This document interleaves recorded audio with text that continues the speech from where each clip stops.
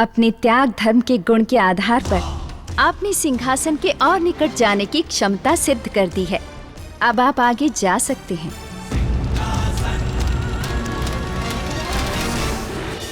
किंतु याद रहे, आगे भी आपको इन्हीं गुणों और योग्यताओं को बनाए रखना होगा। आपकी इस बात को सदा ध्यान में रखूंगा देवी।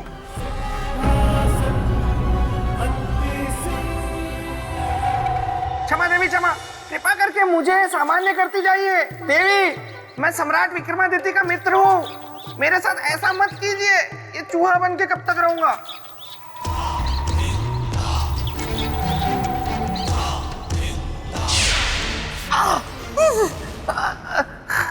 धन्यवाद देवी, धन्यवाद।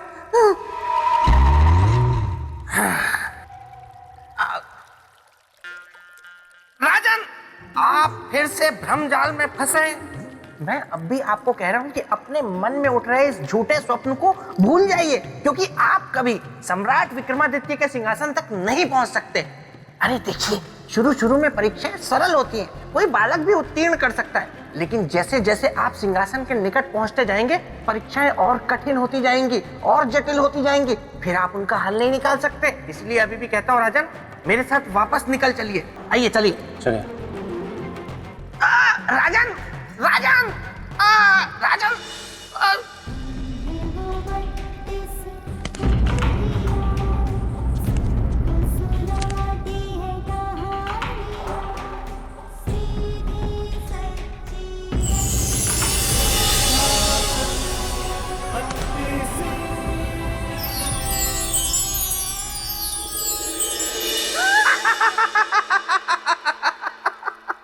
देखा, मैंने कहा था, लेकिन आपने मेरी बात नहीं मानी।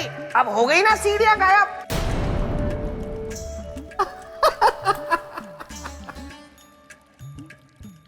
बेताल, मैं जानता हूं ये एक साधारण सिंहासन नहीं है। तुम्हारे मित्र चक्रवर्ती सम्राट विक्रमादित्य का असाधारण सिंहासन है। वही तो।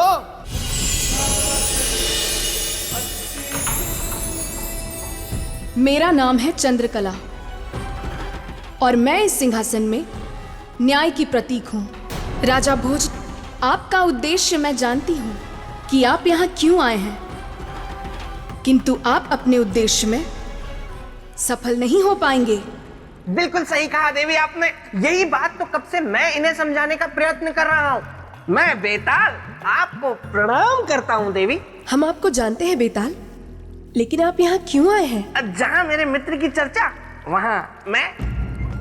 लेकिन आप बिल्कुल चिंता ना करें देवी, मैं एकदम शांत रहूंगा, कुछ नहीं बोलूंगा, क्योंकि जो मैं कहना चाहता हूँ वो आप स्वयं कह रही हैं। मैं यही हूँ। राजन, आप इस सिंहासन बत्तीसी को कभी प्राप्त नहीं कर सकते। परंतु क्यों देवी? मैं सिंहासन बत्तीसी को अपनी प्रजा के हित के लिए प्राप्त करना चाहता हूँ।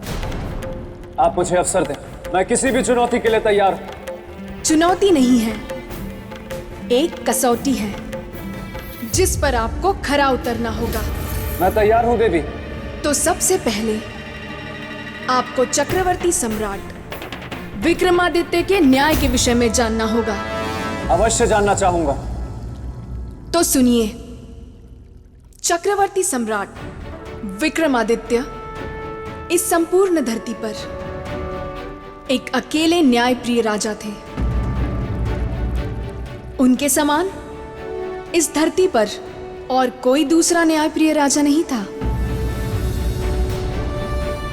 एक समय की बात है जब चक्रवर्ती सम्राट विक्रमादित्य के दरबार में आधी रात को एक महिला न्याय मांगने आई। हमारे साथ अन्याय हुआ है महाराज, न्याय कीजिए, न्याय कीजिए महाराज, न्याय कीजिए, न्याय कीजिए।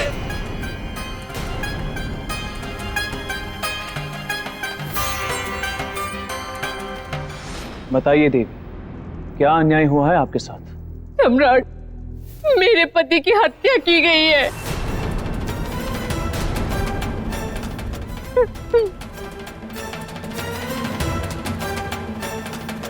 किसने की है हत्या, बताइए हमें। इस अपराध का कठोर दंड मिलेगा। क्षमा करें चक्रवर्ती सम्राट, मैं इस देवी से एक प्रश्न पूछना चाहता हूं। देवी, देवी यदि मैं भूल नहीं कर रहा हूं तो आप इस राज्य की निवासी नहीं। जी हाँ, आपने बिल्कुल सही पहचाना। मैं इस राज्य की नहीं हूँ, पड़ोसी राज्य में रहने वाली हूँ। पड़ोसी राज्य की? जी हाँ। अब तो न्याय के लिए आपको अपने राज्य के राजा के पास जाना चाहिए। आप यहाँ क्यों आई? सम्राट, वो इसलिए क्योंकि जिस तीर से मेरे पति की हत्या हुई है वो आपके राज्य का था।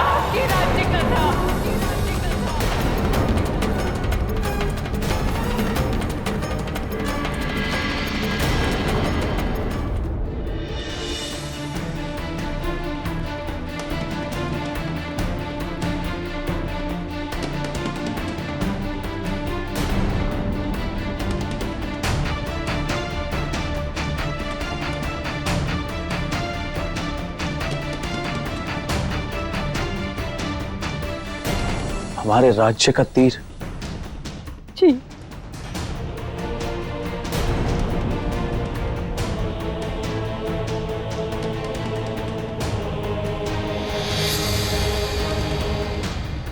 ये वही तीर है सम्राट, जिससे मेरे पति की हत्या हुई है।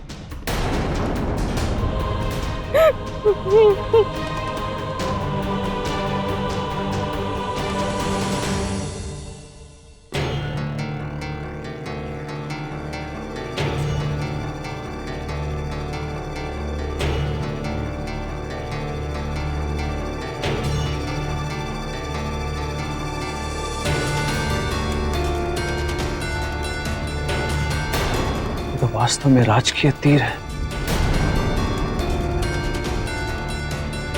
इसे रखने का अधिकार केवल उच्च अधिकारी एवं मंत्रीगण को है। इसने किया होगा इस तीर का प्रयोग।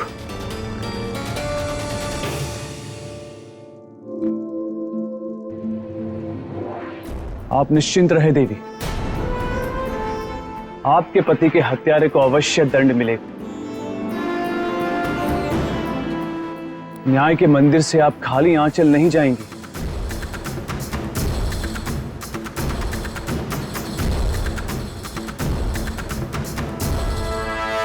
सम्राट के सामने था एक प्रश्न बड़ा, विराट न्याय का रूप खड़ा। क्या हत्या थी केवल एक राजकीय समस्या? किसने चलाया होगा तीर जो बन गई एक अनबुझी पहेली, उस औरत की पीर? बोलिए बोलिए बोलिए राजन, क्या हुआ? बता नहीं पा रहे हैं क्या? देखिए, न्याय की परीक्षा के पहले ही प्रश्न में आप असफल होते दिख रहे हैं और आने वाले प्रश्न इस प्रश्न पत्र के बहुत ही खतरनाक और जटिल है ना देवी?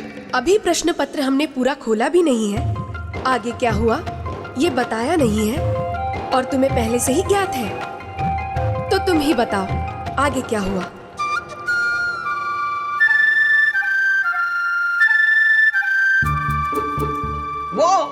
वो देवी, मैं तो केवल अनुमान लगा रहा था कि जब पहला ही प्रश्न इतना सर घुमा देने वाला है तो आगे आने वाले और प्रश्न कितने जटिल होंगे। तो मैं राजा भोज को सलाह दे रहा था क्योंकि मैं इनका शुभ चिंतक हूं ना। आप बोलिए, मैं जाता हूं।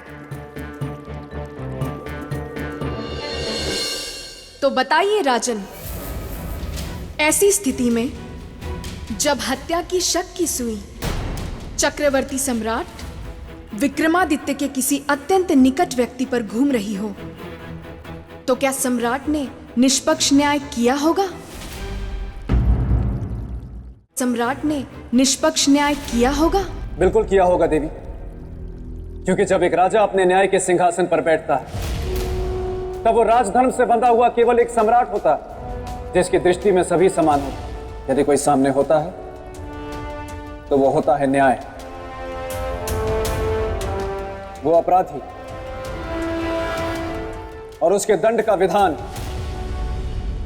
वाह वाह वाह वाह वाह राजा भोज, वाह वाह वाह राजा भोज, वाह वाह से भी बढ़कर वाह, वाह वाह वाह वाह वाह वाह वाह। बेताल, क्षमा देवी क्षमा।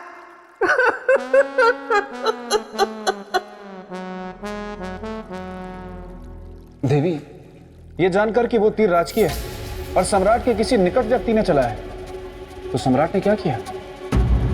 राजन, सम्राट विक्रमादित्य ने अपने मंत्रियों की एक सभा बुलाई। तो आप सबका कहना है कि आप में से ये तीर किसी का भी नहीं है? नहीं सम्राट। ठीक, फिर सत्य का पता वो लुहार ही बताएगा जिसने ये तीर बनाया है। परंतु याद रहे, सत्य सामने आ जाने के बाद दंड दुगना और कठोर होगा। एक हत्या के अपराध का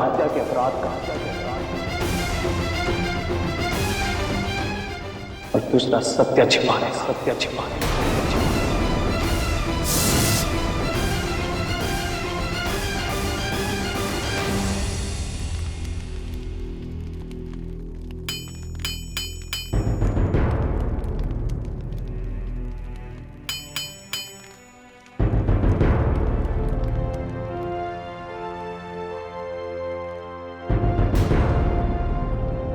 सम्राट की जय हो। सम्राट, आप यहाँ कारखाने में मुझे आदेश करके बुलवा लिया होता, आपने क्यों कष्ट किया? नीति कहती है कि प्यासे को ही कुएं के पास जाना चाहिए, सो हम आ गए। क्षमा कीजिएगा महाराज, मैं कुछ समझा नहीं। आप सब समझ जाएंगे।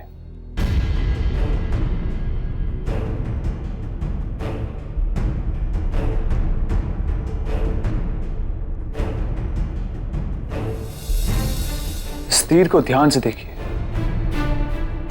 और बताइए कि ये तीर आपसे किसने बनवाया है? सम्राट है तो लोहार, हमारे लिए एक तीर ऐसा बनाए जिसका निशाना कभी चूके ना और जिसको लगे उसका जीवन ले ले। जी महारानी।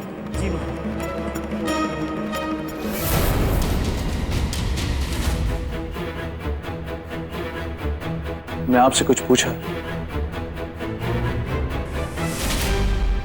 घबराए मत, आपसे कोई कुछ नहीं पूछेगा। आप केवल हमें बताइए।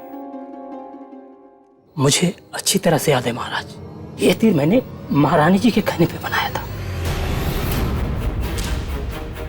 महारानी जी जब शस्त्राभ्यास के लिए गुरुजी के पास जाती थी, उस समय मैंने ये तीर उन्हें बना कर दिया था। देखा, न्याय की जैसी परीक्षा मेरे मित्र विक्रम के सामने आई, वैसी परीक्षा किसी के सामने ना आए। देवी कितने पते की बात कह रही हैं? बेताल, हमने सुना है कि आप प्रेत भूमि में रहते हैं। सही सुना है देवी। और हमने तो ये भी सुना है कि आप बहुत हट्टी हैं। गलत सुना है देवी। देखिए, अब सम्राट विक्रमादित्य की कहानी सुनकर आप फिर से भावुक ना हो जाए, इसलिए आपका प्रेत भूमि में वापस जाना आवश्यक है। नहीं नहीं देवी, ऐसा मत कीजिए, मुझे यहाँ रहने दीजिए ना देवी।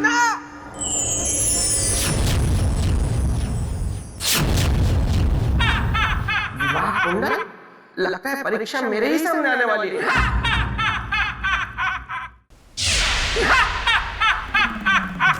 अरे बधाई हो बेताल, बधाई हो, तुम्हारे विवाह का मुहूर्त निकल चुका है। अरे इस कोने से बाहर निकलो, देखो प्रेत लोक में कैसे विवाह की तैयारियां चल रही हैं धूमधाम से। तुम शायद भूल रहे हो विवाह कुंडल, मैं हूँ बेताल, गलने नहीं दूंगा किसी की दाल। बेताल, विवाह के लिए तुमने स्वयं हाँ कहा था, अब तुम नहीं कर सकते इनकार, करना ही होगा मुझे स्वीकार। आओ आओ सौंदर्य लेखा, तुम्हारी ही कमी थी, अकेली आई हो, अपनी सहेली को साथ नहीं लाई। कौन सहेली? आकाशवाणी, जिसने तुम्हारे कहने पे झूठी आकाशवाणी की थी और विवाह कुंडल के साथ मिलकर मुझसे धोखे से विवाह के लिए हाँ करवाई, और धोखे से कराई गई हाँ हाँ नहीं होती। अब और वो मेरे भाई शक्ति सुरमा जो बना देते हैं सबका जुर्मा, उनके सामने भी तो तुमने हामी भरी थी, विवाह के लिए हाँ करी थी। वो मेरी हाँ नहीं थी, वो मेरा डर था, और डर से और धोखे से करवाई गई हाँ नहीं मानी जाएगी। अब तुम लोगों को जो करना है कर लो, क्योंकि मैं हूं बेताल, गलने नहीं दूंगा किसी की दाल।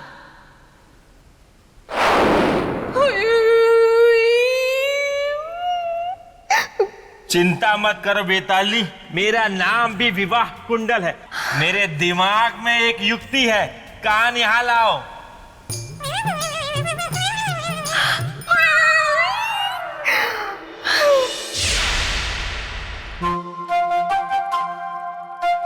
सम्राट विक्रमादित्य ने वही किया जो एक राजा को करना चाहिए था।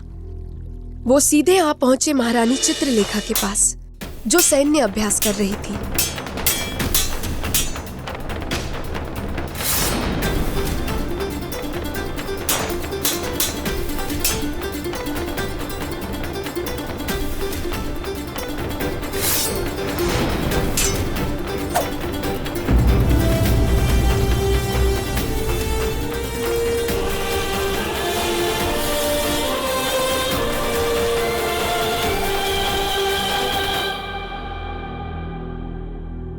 पुत्री, तलवार विद्या के साथ ही आज तुमने शस्त्र अभ्यास की सारी परीक्षा पूर्ण कर ली। अब केवल एक और परीक्षा बाकी है, इसमें तुम्हें उत्तीर्ण होना है। कौन सी परीक्षा गुरुदेव? धनुष विद्या की। अभी उसमें तुम्हारा लक्ष्य अचूक नहीं हुआ है, उसका निरंतर अभ्यास तुम्हारे लिए आवश्यक है।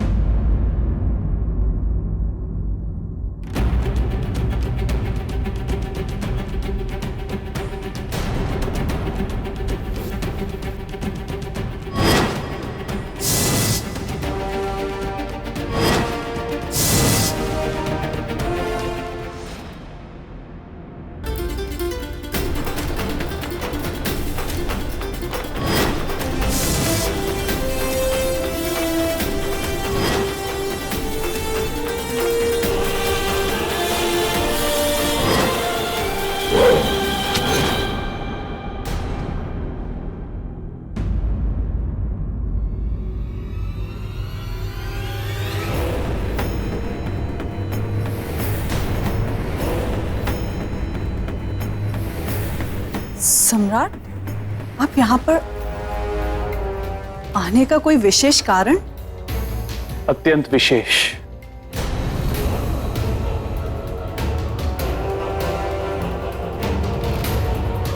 प्रणाम गुरुदेव।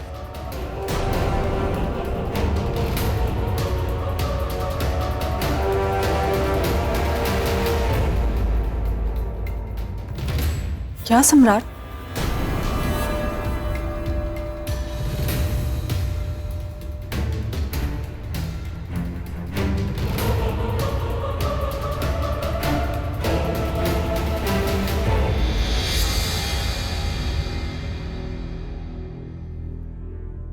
इस तीर को पहचानती है आप?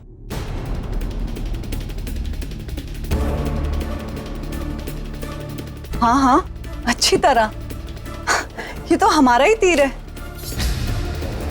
अभी 2 दिन पहले ही जब हम तीर अभ्यास के लिए शिकार पर गए थे, तो ये तीर हमने एक जंगली पशु पर चलाया।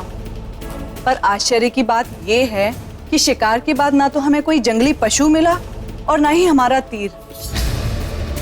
पर 2 दिन बाद आपको ये तीर कहां से मिला? महारानी चित्रलेखा, जब तक निशाना अचूक ना हो तब तक ऐसे जहरीले तीर का उपयोग नहीं करना चाहिए। क्यों? ऐसा क्या हुआ तीर चलाने पर?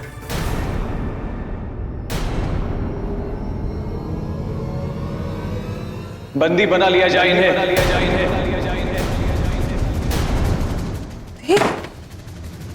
किंतु हमारा अपराध क्या है? ये सब क्या है? आप हमें बताइए, हमारा अपराध क्या है? एक निर्दोष मनुष्य की हत्या की है आपने। हत्यारिन है आप, हत्यारिन है आप, हत्यारिन है।